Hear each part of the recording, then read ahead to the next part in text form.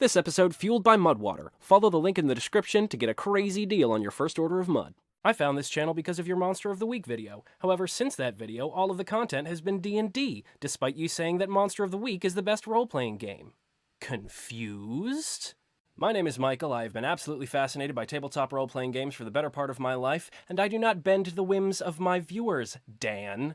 But here's an episode about Monster of the Week. Welcome to Roll With Me.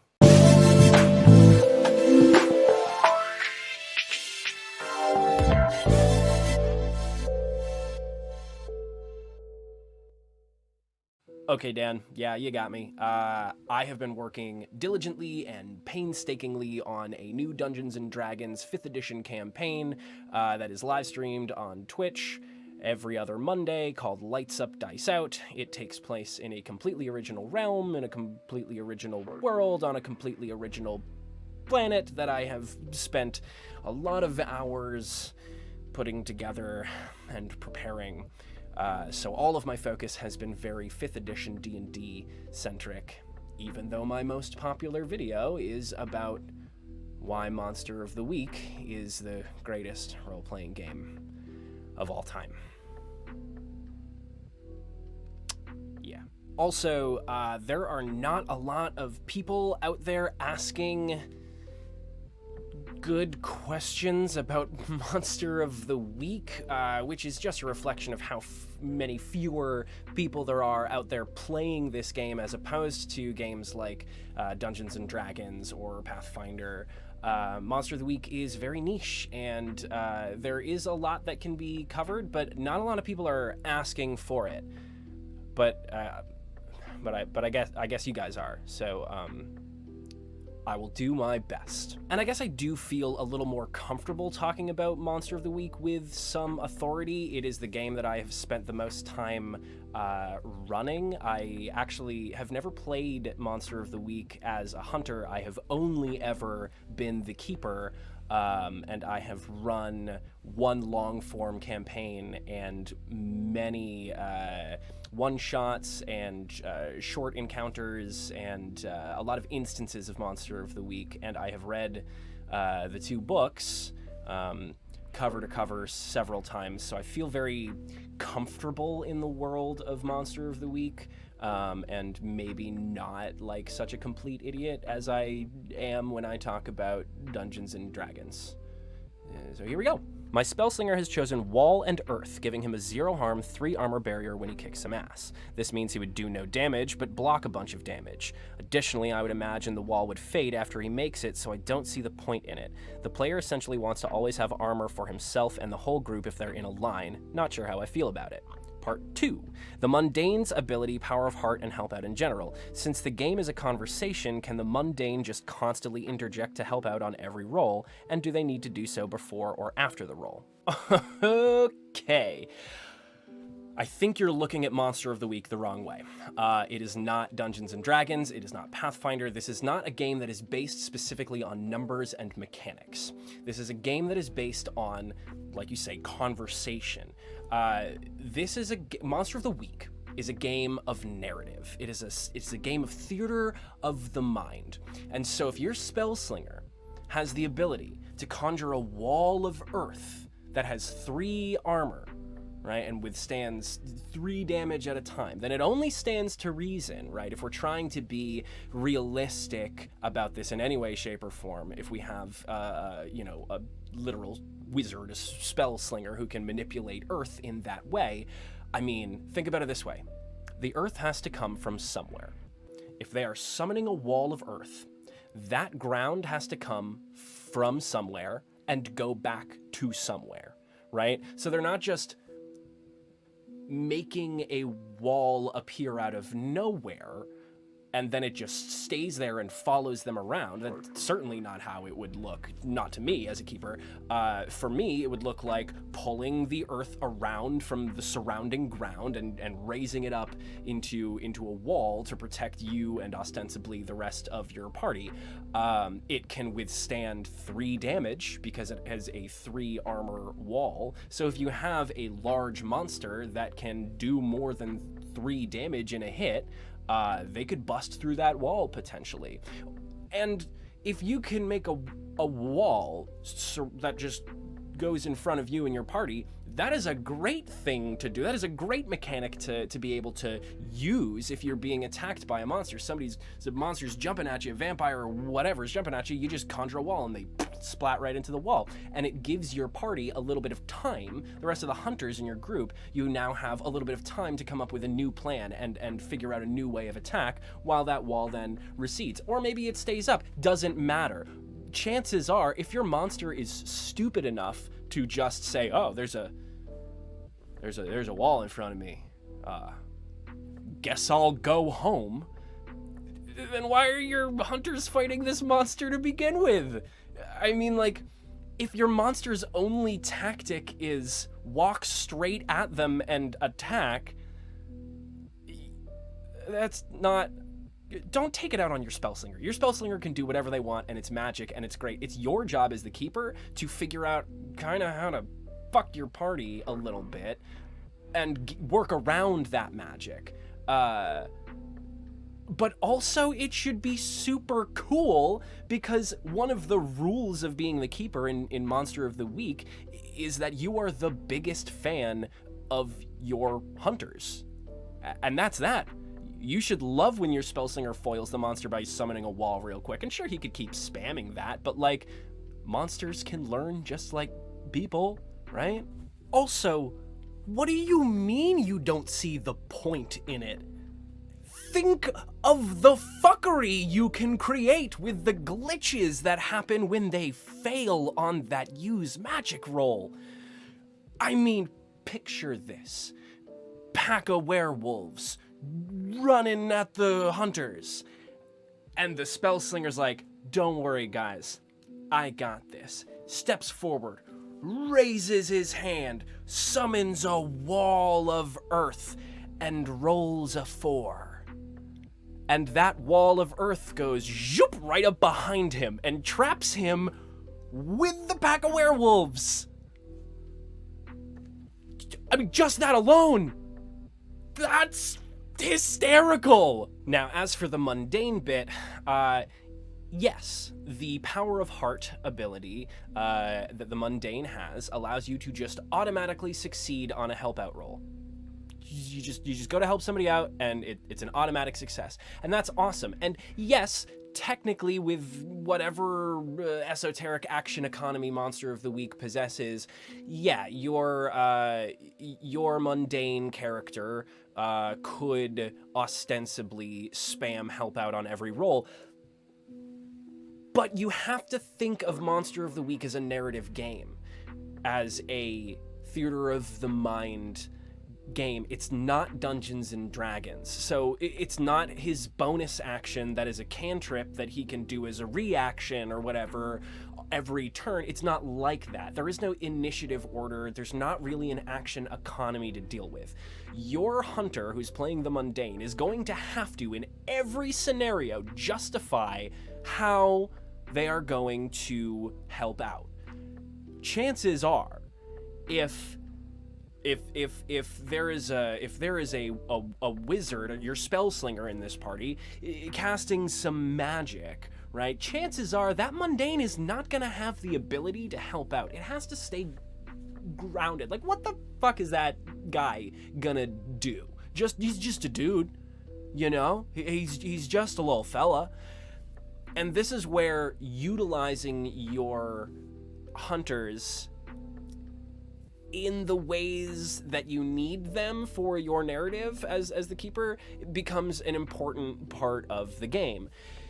The mundane's place is most interesting and most effectively applied when you kidnap the mundane. Separating the mundane from the rest of the party is how the mundane really shines. They get experience going off and doing things on their own. The "don't worry, I'll go check it out" move that they have, right? Everything that the mundane has is geared towards helping others or getting caught.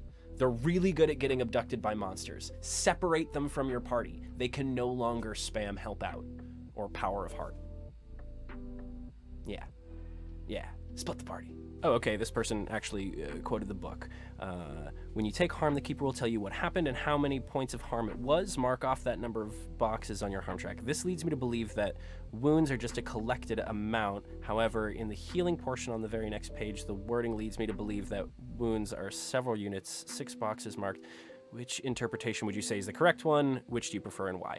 Okay, yeah, looking back at it, the wording is a little confusing on healing. So here's kind of how wounds work. When you are wounded in Monster of the Week, the severity of that single wound itself depends on the amount of harm was applied to the wound. So you can take 0 harm in Monster of the Week. A monster could, somebody could punch you, and that would probably be a 0 harm wound. They are negligible. They go away immediately. It might sting for a minute, but it's not a big deal. A scratch, a stubbed toe, a 0 harm wound. Wounds 1 to 3 harm are moderate wounds. And they will improve over time without necessarily going to the hospital. A sprained ankle, a broken nose. Maybe a broken nose might be a... Nah, that's like a 3 harm thing. A deep cut that you could put some butterfly bandages on and whatnot. These wounds heal over time, and every time you sleep, every time there is a day cycle, you typically regain 1 harm as long as you are stable. Now, if you receive a wound that is 4 harm or more, it is a severe wound, and it must be treated with some means, whether that is going to the hospital or finding a magic healer or something. It needs to be professionally looked at. That said, if you suffer 3 1 harm wounds, you're still fine, but you take 1 more 1 harm wound and you are completely unstable. At that point, the severity of the wounds has compiled to a point where you now need medical attention. Again, that could be going to the hospital, or it could be the Spellslinger using a healing spell out of their Tome of Mysteries. But again, Monster of the Week is not Dungeons and Dragons. It is not a game where your hunters are going to be in combat all the time. It is rare, or should be fairly rare, for a member of your hunting party to sustain a serious injury. I mean, if you're putting your party in the hospital every session, I don't think that's fun. I was gonna say you're playing the game wrong, but it's a tabletop RPG and you can play it however you want, but that doesn't seem fun to me. That feels I don't know, sadistic. But yeah, effectively the way that it works is you have 7 harm boxes that however many get checked off depends on the severity of the wound that has been inflicted upon you.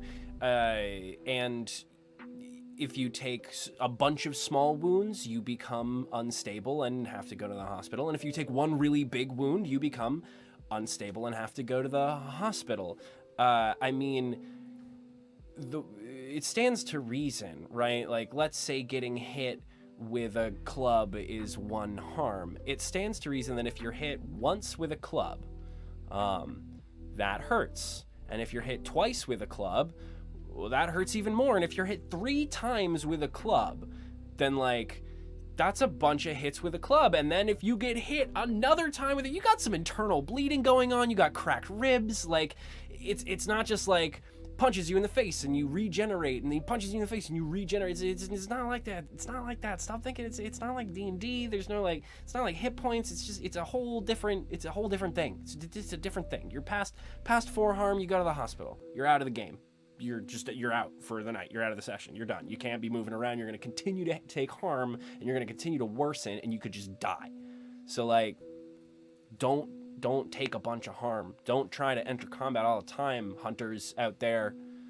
Investigate and find ways to, like, trap the monster or beat it without fighting it, because, like, I mean, most of the time you're not a superhero, and this isn't Dungeons and Dragons, and you don't have a bazillion spells and a bastard sword +5 of raging, poisoning doom. You're a person in the real world, and, like, getting hurt bad hurts bad. It seems strange to me that you typically only be allowed to ask 0 to 2 questions when taking the investigate a mystery action. Specifically, I'm imagining situations where a keeper calls for action during a hunter's conversation with a bystander. It seems really unnatural that the hunter would stop at 1 to 2 questions while discussing the mystery with a bystander who knows things. On a similar note, does this action always have to be linked to a role-playing situation, or can the hunter ask the keeper questions directly, as with Read a Bad Situation? Okay. Monster of the Week is not Dungeons and Dragons. I just want you to say it with me real quick. Monster of the Week is not Dungeons and Dragons. When you are investigating a mystery in Monster of the Week, you are typically interviewing a witness, or somebody that might know something about the mystery you are exploring and, well, investigating. Being able to learn the answer to 0 to 2 things is not the same thing as asking 0 to 2 questions of the person you are interviewing. We need to play a little bit of theater of the mind. If you are a detective and you want the answer to 2 questions, you are going to have to ask the person a lot of questions to determine the answers to the specific questions that you had. Because investigating a mystery is figuring out what kind of monster is it? What can hurt the monster, right? Where is the monster now? You're not going to walk up to Joe Blow on the street who might have seen somebody get attacked by a werewolf or a hyena, a were-gopher. Sure, there's a were-gopher out there. And Joe Blow on the street saw somebody get attacked by a were-gopher. Now, you're not going to walk up to him and say, all right, what questions can I ask in this book? Okay, what type of monster is it? And Joe Blow's going to be like, oh, well, 100%, it was definitely a were-gopher. I seen it with my 2 eyes. It was a were-gopher, and let me tell you everything about were-gophers and how to kill them. Not going to happen, right? You're going to talk to this person, and you're going to get a feel for what they know, and what kind of information you can extract out of them. And it could be that they can tell you, when you ask the question, what kind of monster is it? They could tell you, it's big and hairy. And that's what you get. You're not asking the keeper specific, literal questions that you're trying to find the answers to.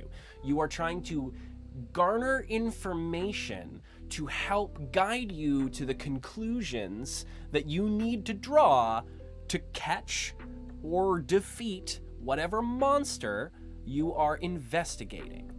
If there is a ghost, you don't ask the person whose house is haunted, what type of monster is it? And they say, well, it is the ghost of a girl from the 16th century. Her name is Elizabeth, and she has this power and this power and this power. And if you use this kind of salt, you can stop them. Why would they be asking you for help if they knew the answers to all of this and were actionable and had the ability and knowledge and wherewithal to defeat whatever monster you're talking about? You're not gonna get all of the answers you seek. You're investigating a mystery and learning the small bits that you can.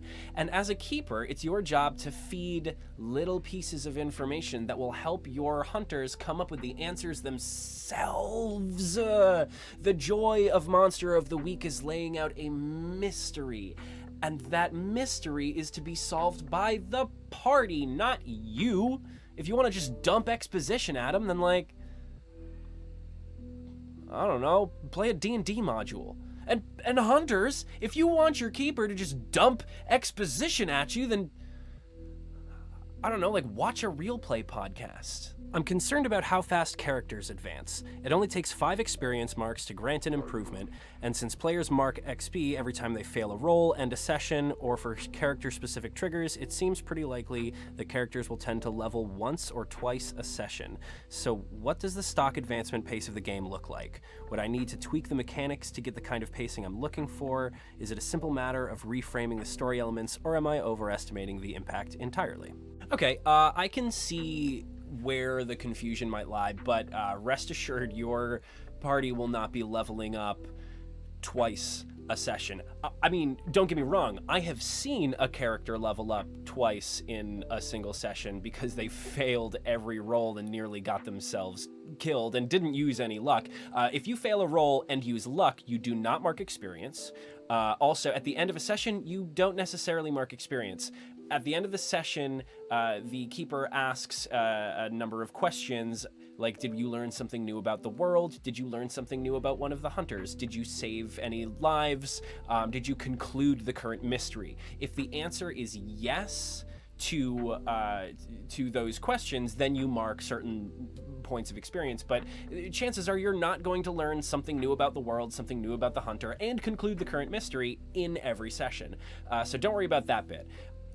Furthermore, if your entire party just out the gate is leveling up 2 times a session and also like solving mysteries, you're absolutely doing it wrong. If they're failing every single roll and leveling up twice per session, then they shouldn't have gotten anything done. I mean, they should be dead. If you fail every single roll in Monster of the Week to a point where you could ostensibly level up, that's already bad enough. If the entire party does that, then that means nobody is succeeding at anything, and the game is pointless. Statistically, it's not going to happen.